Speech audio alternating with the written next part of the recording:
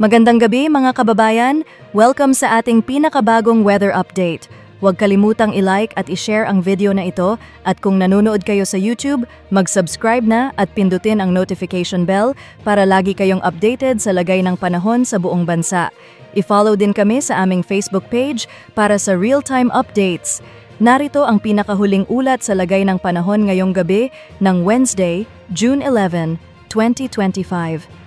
Ayon sa latest update ng PAGASA, isang low-pressure area, LPA, na kasalukuyang nasa loob ng Philippine Area of Responsibility, PAR. Mababa pa ang posibilidad na ito ay maging bagyo sa loob ng susunod na 24 oras, ngunit posibleng tumaas ang tsansa nito na maging isang tropical cyclone pagkatapos nito. Kaninang 3 p.m. namataan ang LPA sa layong 600 kilometers sa silangan ng Baler, Aurora. Sa kasalukuyan, wala pa itong direktang epekto sa alinmang bahagi ng bansa. Gayunpaman, inaasahan itong kikilos pa northwest, kaya posibleng maapektuhan ng extension nito ang ilang bahagi ng ating bansa sa mga susunod na araw. Samantala, ang southwest monsoon o habagat ang nakakaapekto ngayon sa southern Luzon, Visayas at Mindanao. Inaasahan nitong magdadala ng monsoon rains sa mga lalawigan ng Occidental Mindoro, Zambales at Bataan.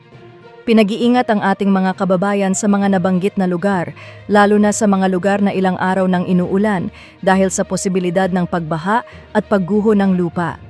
Aasahan din ang occasional rains sa Metro Manila, Pangasinan, Cavite, Batangas, Romblon, Palawan, Camarines Sur, Albay, Sorsogon, Catanduanes, Northern Samar, Guimaras, Negros Occidental at Antique.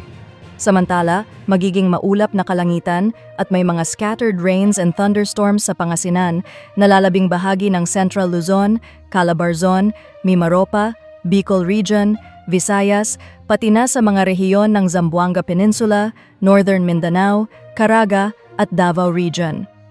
Muli, pinapayuhan ang mga kababayan natin na patuloy na mag-ingat sa posibleng torrential rains. Sa nalalabing bahagi ng bansa, mas magandang panahon ang inaasahan, ngunit may posibilidad pa rin ng mga localized thunderstorms. Sa labas naman ng ating PAR, isang bagyo ang ating minomonitor. Kaninang 3 p.m. ito ay namataan sa layong 875 kilometers hilaga-kanluran ng Northern Luzon. Taglay nito ang lakas ng hangin na 65 kilometers per hour at bugso na umaabot sa 80 kilometers per hour habang ito ay kumikilos pa west-northwest sa bilis na 30 kilometers per hour. Wala rin itong direktang epekto sa alinmang bahagi ng bansa sa ngayon. Para bukas, inaasahan pa rin ang mga occasional rains sa malaking bahagi ng Luzon gaya ng sa Occidental Mindoro, Zambales at Bataan. Magiging maulap at may mga scattered rains and thunderstorms din sa Ilocos Region, Abra, Benguet, Central Luzon, Bicol Region, Calabarzon at nalalabing bahagi ng Mimaropa. Sa nalalabing bahagi ng Luzon, inaasahan ang partly cloudy to cloudy skies na may posibilidad pa rin ng localized thunderstorms. Sa Visayas at Mindanao, posible pa rin ang mga pag-ulan hanggang bukas. Asahan ang cloudy skies with chances of localized thunderstorms. Ayon sa PAGASA, may inilabas na advisory dahil sa epekto ng habagat. As of 5 p.m., inaasahan ang pag-ulan na aabot sa 100 to 200 millimeters sa Mindoro, Bataan at Zambales, habang 50 to 100 millimeters naman sa Pangasinan, Metro Manila, Cavite, Palawan, Negros Occidental, Guimaras, Antique, Romblon, Catanduanes, Camarines Sur, Albay, Sorsogon at Northern Samar. Mula Thursday afternoon to Friday afternoon, inaasahan pa rin ang 50 to 100 millimeters ng ulan sa Occidental Mindoro, Bataan, Zambales at Pangasinan. Mula Friday afternoon to Saturday afternoon, posibleng umabot sa 50 to 100 millimeters ng ulan sa Batanes. At sa sea condition, walang nakataas na gill warning sa alinmang baybayin ng bansa. Ngunit pinag-iingat ang mga papalaot sa kanlurang bahagi ng Southern Luzon at Visayas dahil sa katamtaman hanggang sa maalong karagatan. At sa ating 3-day weather outlook, sa Friday, posibleng maulan pa rin sa Metro Manila at kanlurang bahagi ng Central Luzon at Calabarzon. Sa pagpasok ng weekend, makikita na ang pagbuti ng panahon sa Metro Manila, Baguio City at Legazpi City.